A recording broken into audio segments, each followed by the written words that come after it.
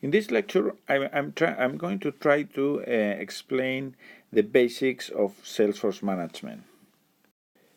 But before that, let's warm up with what marketing is and how Salesforce management is embedded into the marketing theory.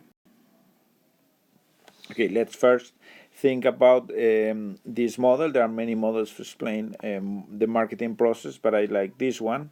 And this one starts by looking at the analysis of the forces of change that many people actually talk about the 5 C's, no? Which are the customer, the competitors, the context, the collaborators, and the company. So we usually start marketing discussions analyzing the market, how the market is changing. Then the second step is determining our ambition, which is basically once we have segmented customers, we decide who to target, the targeting, and how to position our product. And then finally, or the next step is to set the goals. No, the goals could be, we could have goals on brand image. We could have goals on sales, market share, profitability. Profitability would be like a third one, no? And we could have, of course, other goals. We could have short-term goals or long-term goals. Once we have done these three first steps, then we start to make decisions, which is the core marketing discussions that we have in most of the cases. No, here we usually talk about the 4 P's.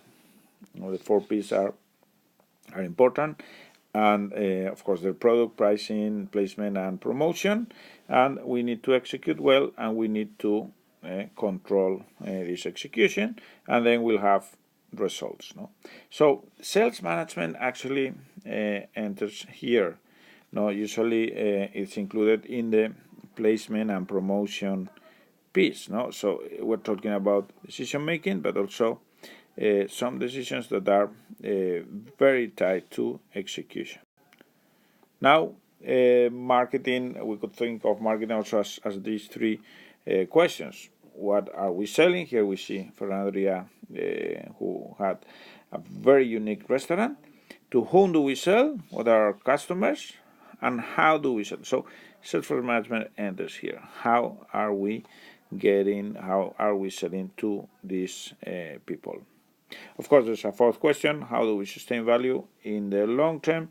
And in here also we need to ask ourselves how the Salesforce is going to be rethink throughout the time, and how the Salesforce also needs to be aligned with many other channels.